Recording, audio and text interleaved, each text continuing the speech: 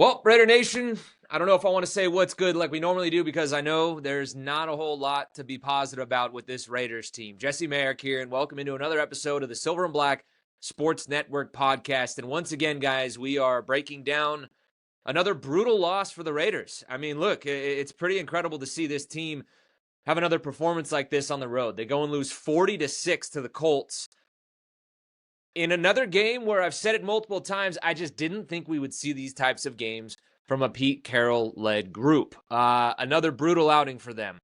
It looked good on the first drive of the game, and we'll start to dive into that more, but quickly, the wheels fell off. I mean, we saw special teams show up as another brutal part of the game for the Raiders once again. This is an area that over the years, they've actually been pretty solid in that spot of the game. So now, having more troubles again, and A.J. Cole gets hurt, so that's not good either. And the offense sees its struggles. We'll dive into why I think that happened. Again, that first drive was a solid one. And then defensively, we're going to get into some of the things that need to change for this group. I don't think ultimately they're the problem. Don't get me wrong. I know that sounds crazy in a game where they give up 40 points. I know people are going to roast me in the comments for that. But, I think we all know that this defense can play winning football if the offense gives them something to work with. I mean, another game where they score just 6 points. It's just insane. You have to be able to get something going. So with that, guys, let's kind of start to dive into some of the game and my takeaways of what I saw out there in this one. Now, we did say leading up into it that we thought the Raiders had to get an early jump on the Colts in this game, and it actually looked good for them. On the opening drive, they had a 16-play, 80-yard drive, ate up nearly 10 minutes of clock on that first one. But they only go and finish with a field goal. How many times have we talked about the Raiders and scoring in the red zone? No matter who the coaching staff or quarterback or other players around them are, they just always seem to have struggles in those areas. Entering this game, the Raiders were actually tied for 22nd in the league in red zone touchdowns, scoring on just 50% of their red zone drives. Pretty insane. Look, you can sit there and keep the ball out of Daniel Jones' hands and all those different things, but obviously you see how things play out after that first drive. You have to score touchdowns when you get those opportunities in the red zone. Just a tough way for that first drive to end. And we've seen a couple times throughout the year, whenever the offense has had those long drives, come red zone time, they stall out. And that is an area that Geno has struggled in the past. And now it's rearing its head. I know, a lot of the numbers, we see the interceptions and the poor passing percentages and all those different things for Geno. Some of those things aren't things that we saw, in the past. I know the interceptions were there at times throughout his career, but none of us thought it would be this bad. And we'll get to Geno soon. But to me, where this game really turned around, much like we saw in the game against the Commanders, what was it, the final 3.5 minutes of the first half, the wheels just fell off. Well, this one quickly fell off the wheels as soon as the Colts drove down on a 13-play, 83-yard touchdown drive to take a 7-3 lead. That's somewhere where the game should not have been out of hand. It's a 4-point game. Come on, man. And then all of a sudden on the next drive, this is when you need a response out of the offense to get things going here. And what happens? Well, look, they pick up the first down on the pass to Trey, but then on the very next play, Jordan Meredith gets called for holding. We've seen the penalties over the years that puts his team behind the sticks, but okay, you just move forward, try and get past it. But that wasn't the case. Genty and Geno failed to hook up on one out of the backfield. Geno missed him. He was wide open. I know he was thrown kind of around a D end, but still. Then on the next drive, was it a couple plays later, I believe it was, he throws to Thornton, drops it right in the bucket to him on third down there. You got to give Geno credit. That was a good ball. Thornton should have gone up for that one. I know the DB got his hand in there, but you got to find a way to catch that one on third down. Thornton's got all the talent in the world, but in a lot of those situations where they have thrown it up to him, that's supposed to be his bread and butter. He hasn't been able to get him come down with it more often than not. So he's got to figure out a way, to go up and get that one or come down with that one somehow. We've seen Jack Besh, come in on third downs and come away with some catches and do some good things. We need Thornton to be able to do more of those things for the Raiders. And then soon after that, we all know what happens on the punt. Ian Thomas is there. He's kind of the up back on the outside there. Barely even touched Alubi, and the Colts will get at the ball on the 8-yard line after the block. Again, A.J. Cole gets hurt on this one. And I am, to be fair with you guys, I am taping this one before Pete and any of them talk, so I don't have any updates on this one. I wanted to get this one out quickly here, and then I'll dive into what Pete and all of them had to say in the newsletter that'll come out tomorrow morning and start to try and give you guys a bit more of an analysis. But this is the instant reaction on everything thus far. But the wheels, again, just really fell off of that block punt. Again, they get the ball at the 8-yard line. And then the rest is history of what happens from there. The Colts go up 14-3. They score that touchdown. And then I just thought Chip Kelly abandoned the run, which is crazy to me. We've seen this staff abandon the run way too early many times throughout the game. I don't quite understand that one. Let's go back to that first drive. Genti had 5 carries for 22 yards. Obviously, he had a couple other touches as well on that one in the passing game, but he was averaging 4.4 yards per rush. After that, I went back and counted just 3 rushing plays that they ran it on with him, when he got carries after that in the first half is what I'm talking about here, because the game was still in hand. The game was 23 heading into the half, but at that point, it felt like it was much worse. But they abandoned Genti on, I believe, the next 2 drives, if I remember right. That's the part that's just a head scratcher to me. When you get Genti going, that's when this offense really starts looking good. We saw it on the one drive there in Washington, the one good drive you can point to, when they go and tie the game at 10. Genti was moving. They get Trey involved. Again, this time here, Genti was moving and like I said, averaging 4.4 yards per rush on that first drive. They go down. Yeah, they finished with a field goal, but at least the offense was moving the ball. You go away from that in the ensuing drives after that, and it's crazy to me because as an offense, you're not going to be able to get into a rhythm. Pete talks about that balance, and when you can really see what these guys look like when they are able to run the ball and play off of that with the passing game. Obviously, look, they do go to Genti on that holding penalty for Jordan Meredith there. But then after that, like I said, just 3 total rushing plays the rest of the first half when you draft a guy at 6th overall. You just can't take it out of Genti's hands that early in a game, especially the way that Geno's playing.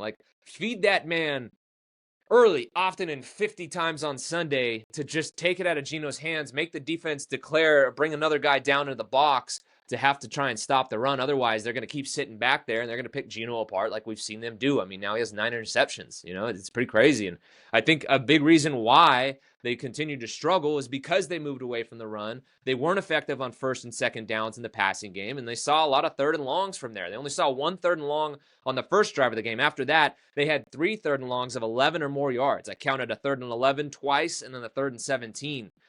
Have to be better on those early down situations. And I think even the interception that Geno threw in the red zone off of that tip pass, they had ran it 3 or 4 times leading up to that. Obviously they had the big one that goes to Trey there for 33 yards, but I think right after that big catch and run to Trey for 33 yards when the DB fell down, get up there, run it with Genti, and make them pay in the red zone, and they didn't, and they go and they continue to pass, and then we see what happens. Look, I know Geno has made a lot of big mistakes, and we're going to talk about Geno for a bit here.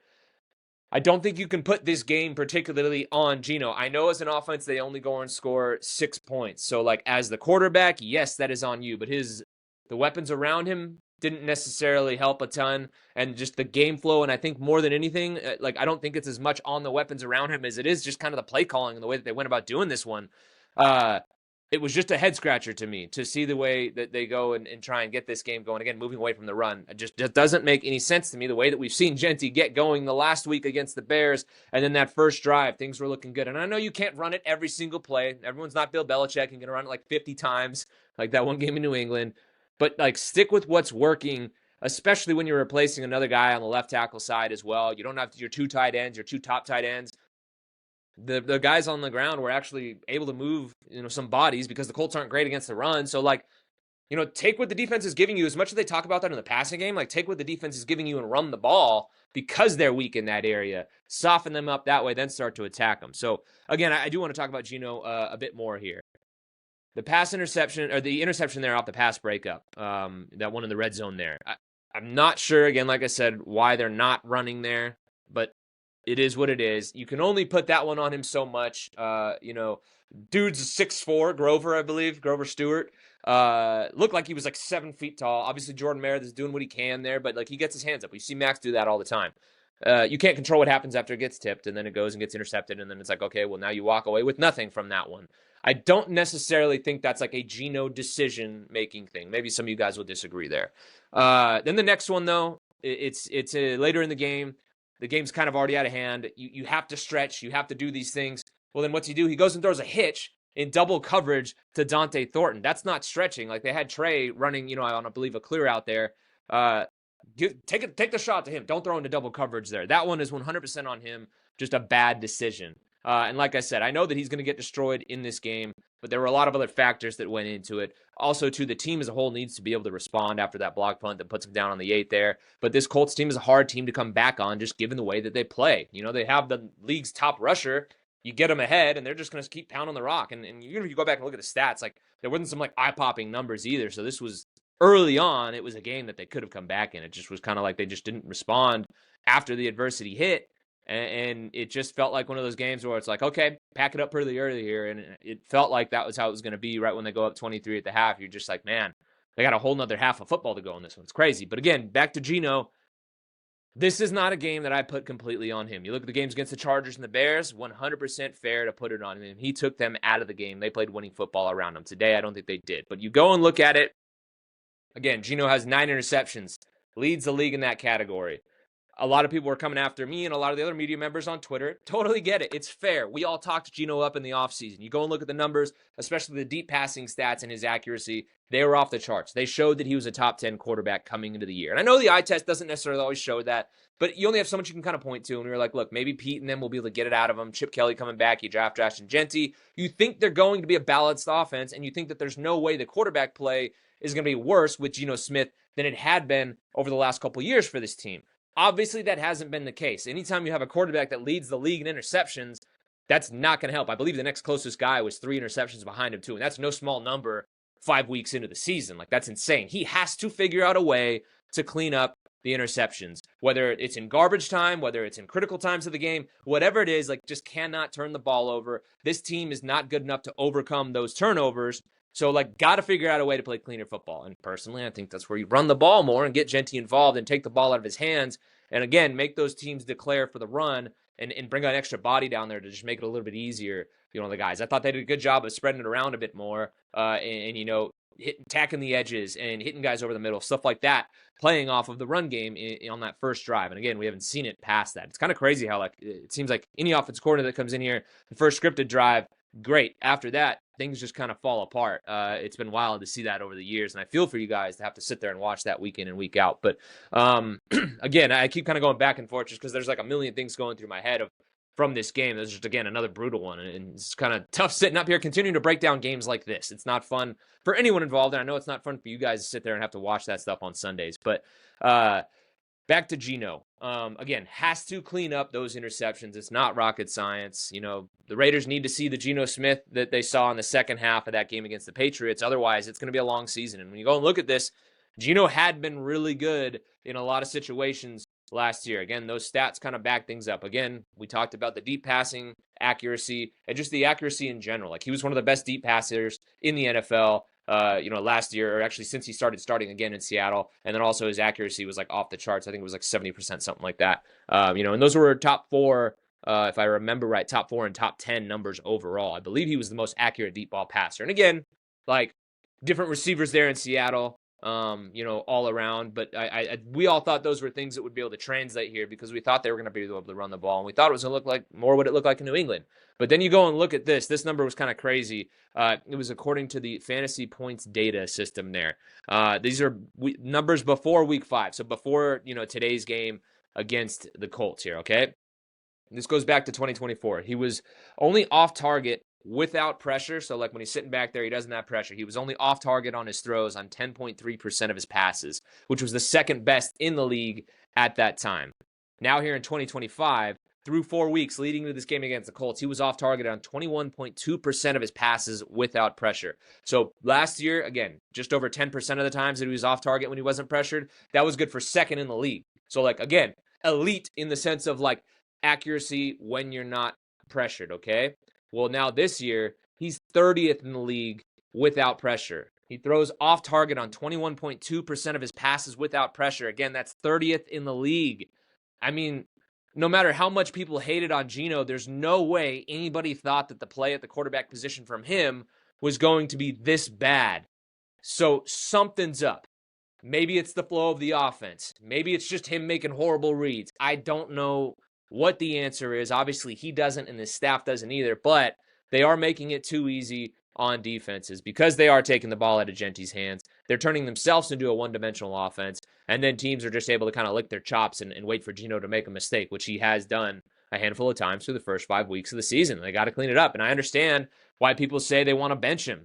There is an argument to be made for that. Otherwise, like, why else do you trade for a guy like a Kenny Pickett? Otherwise, like, you just kind of roll out there with Cam Miller and you just keep going. Well, like, they bring in a backup quarterback in Kenny Pickett, and they trade for him too, because you do that thinking, hey, we need to shore up that backup quarterback position. Again, I personally do not think it's time to bench Geno Smith. Let's see what the next 2 weeks look like. And I know a lot of you guys aren't going to like the sound of that. And I'm just saying, those are actually my thoughts, and that's also what I think the staff is going to do. I don't think we're really going to see them make any changes until possibly the bye week.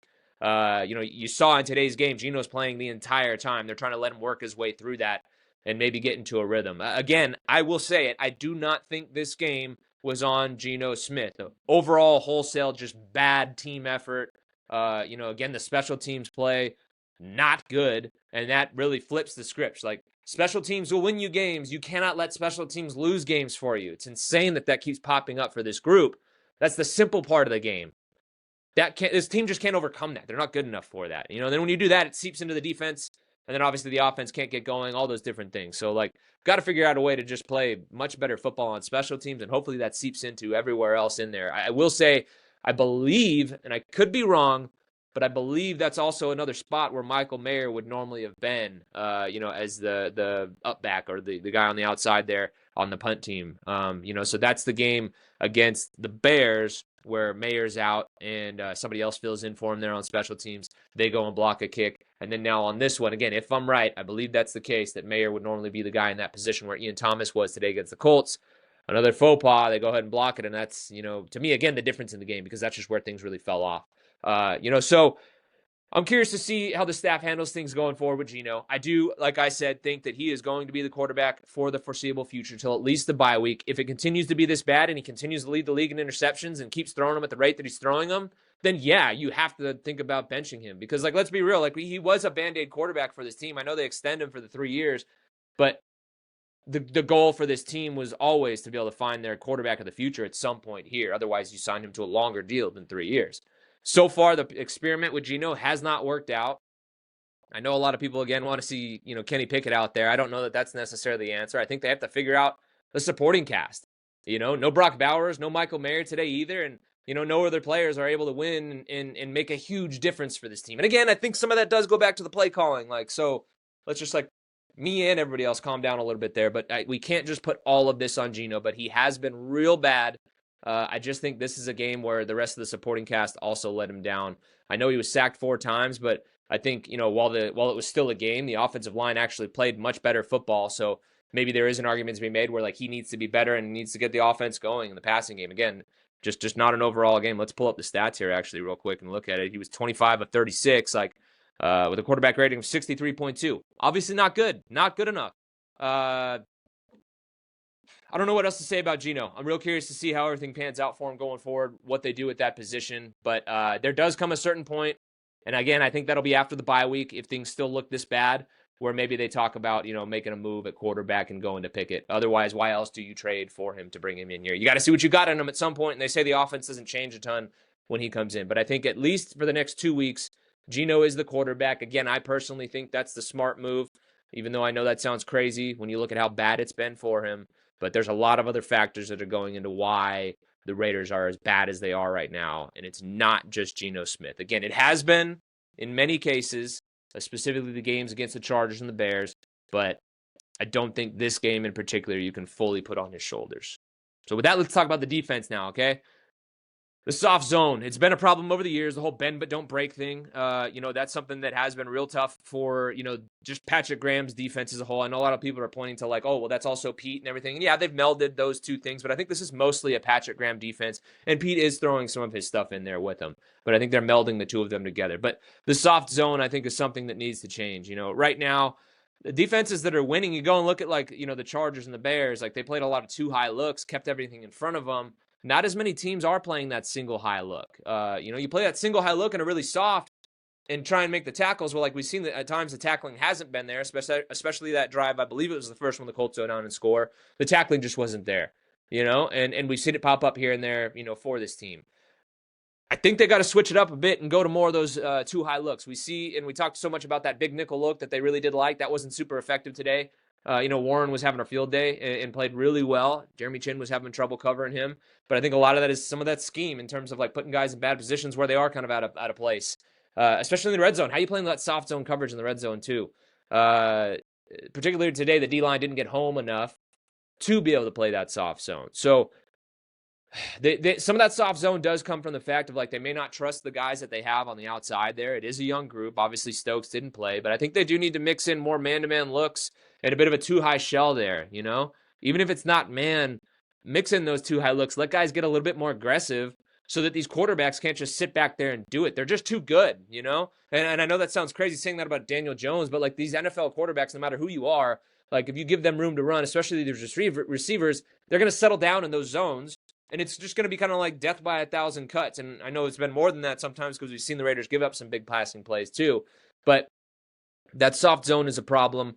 I think the Raiders do need to mix in more man-to-man. And I think that goes where, like, the whole rush and cover game that we talk about. More often than not, and again, that wasn't necessarily the case today, but I think that D-line is going to get home, mostly Max. He does need other guys to step up. We've seen some of the other guys step up at times, but not nearly consistently enough. So what do you have to lose at this point? I mean, you just gave up 40 points. So, like, go to the man-to-man a bit more. Give these guys a chance to win those one-on-one battles and see if the defense can get home. Then at the very least, maybe you don't have guys running wide open or settling down on these zone holes and, eating alive in the intermediate areas of the field. That's something I think does need to change going forward for this team. And speaking of going forward, it's kind of a bleak outlook, even though the Titans are coming to Vegas. Like, you can't feel great about that game, as bad as the Titans are. I do think, and I'll say it right now, I think this is a game that the Raiders do win. And I know it's wild saying that after they just get blasted 40-6.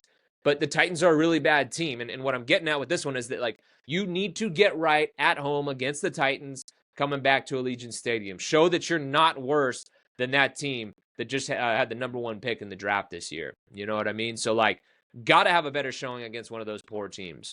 We talked about the fact that we thought this was a bad situation for the Raiders going to Indy to take on the Colts. This is a good situation for the Raiders. You should be mad. You should be pissed off. You have the Titans coming home. They shouldn't have a ton of fans here because they're not good. Are they going to travel to Vegas like that? It should be. I mean, we'll see who shows up to the game, to be completely honest, after something like this and after two games like this that have been that bad, especially on the road. But, like, this is one of those games you got to beat the Titans. Settle the waters a little bit, pick up your second win, and then we'll see what happens against the Chiefs. And obviously, look, the Chiefs are one of those solid teams. They haven't looked the same that they have over the years, but every year, at least in one of those games, the Raiders show up and they play the Chiefs tough. You got to do that in this game. I'm not saying win, lose, whatever. Like, this just has to be a close game against the Chiefs. And I'm just sitting here kind of projecting ahead a bit. And like I said, you can't just chalk up any game as an easy win for the Raiders, obviously. But figure out a way to take care of business against the Titans, okay? You do that, and you go to the Chiefs and get ready for the bye week, and see what happens. At that point, if you're able to win against the Titans, all right, you come in at 2-4, take on the Chiefs. Who knows what happens? Maybe you go into the bye week at 2-5, but at least you have one win to kind of build off of a little bit there and maybe feel better about yourself and start to look at and correct a lot of different things. Because if you don't go into the bye week with something good to feel, some things to feel good about, well, then you got 10 weeks of hell coming around the corner, and that's going to be brutal for this team. So, like, before the bye week, over the next 2 weeks, like, for the Raiders, like, let's just look like a competitive team in both of these games. I don't care what the score is. Find a way to beat the Titans, okay? And then be competitive against the Chiefs and see what that looks like. Whether that's a win or a close loss, I don't really know. But this team has to go into the bye week with something good to with things. I don't know why I can't talk right now. I'm obviously frustrated sitting here trying to break down these losses, because it's a head scratcher for me too. But, like, go into the bye week, figure out a way to leave with some things to feel good about yourselves and build off of it going forward down the rest of the season. Because, like I said, if not 10 weeks that are going to be real rough heading your way, especially in a stretch there, where you got some interesting games, on some road territories there that you don't want to have to deal with. I mean, let's just pull it up here real quick. After the bye week, they got Jacksonville at home. Then you go to Denver. That's going to look like it's going to be a tough one. Dallas on Monday night. They take on Cleveland. That should be a competitive game. But then you got the Chargers again. Broncos at home. But then you have Philly, on the road. It's just there's not a lot of great things come their way down the stretch here. So the Raiders do have to figure something out, like I said, heading into that bye week. But anyway, guys, that's kind of the takeaways, from the game. Another brutal one. Figure out a way to clean it up on special teams. Maybe it bleeds into the rest of the offense. Run the ball. Don't take it out of Genti's hands. Get him involved early and often and keep feeding him the rock. Balance things on offense. Look like the rest of that first drive did. Attack the edges. Make it easy on Geno. Don't sit there and force those down the field shots and the points where you have to make a play, whatever it is. Like, start getting the receivers involved on the short crossers and the short passing game. Like we did see again that first drive, the 3-step passing attack, boom, ball's out really quick, especially when you have some questions along the offensive line with Stone Forsythe stepping in there at left tackle going forward for him. Figure out a way to get the offense going consistently, and maybe things will change. And again, the defense, you hope and bank on the fact that maybe they'll be able to play winning football, but again, hard to say that after giving up 40 points here. So we'll see what they look like coming out against the Titans, but that's a game that they should be able to win on paper. But both of those teams are not good. It's just tough to trust the Raiders right now. So hopefully they give you something to feel good about heading into the week, and hopefully they have a showing against a bad Titans team that can make you guys feel a little bit better about heading to KC there right before the bye week. Now, I know this is a bad time to say it, guys, but if you're not already subscribed to our newsletter, please do head to silverandblacksportsnetwork.com and subscribe to it. It is free. It costs you nothing, and it includes a pair of newsletters dropping on Monday and Friday mornings at 6 a.m. They're chock full of all the biggest takeaways and analysis from game day, and a look ahead to what you should be watching out for over the weekend as well. That Friday edition is also dropped in there as well. It's just overall a great way for you guys to support this brand, to help us out. It's a tough season for everybody involved. Nobody likes covering a team that keeps losing and losing this way either. But, that newsletter, again, I'm going to be diving a little bit more into the game, getting more of the analysis from the players and coaches from the locker room as well from out there in Indy. Obviously, I'm here in the studio, didn't travel for this one. I'm not going to be traveling for the game in KC either, but might be back on the road later in the season. We'll just be reassessing and seeing how all that goes. But seriously, guys, even throughout the roller coaster ride of a season that this has already been for the Raiders, I know it's tough. I just thank you guys so much for listening to this podcast and sticking around and coming in and week out. The comments have always been great. So many of you guys offering your insight too. I'd love to hear your take on the game in the comments too. I'll try to respond as much as I can. Obviously, it's pretty busy. I got a lot of things going on here, but do please make sure you like and subscribe to this podcast wherever it is that you guys are listening to us. That stuff means the world to us. If you did like what you heard, please do leave a 5-star review and leave those comments as well. Like I said, the comments are great. We always appreciate you guys watching and listening. So please, please, please continue to do so. We'll have our next episode for you guys dropping on Wednesday as we kind of turn the page and trying to dive in some of the matchups and see where the Raiders can hopefully get back on track here against the Titans. With that, guys, that's all we got for you today. As always, thanks for listening and watching, and we'll catch you next time.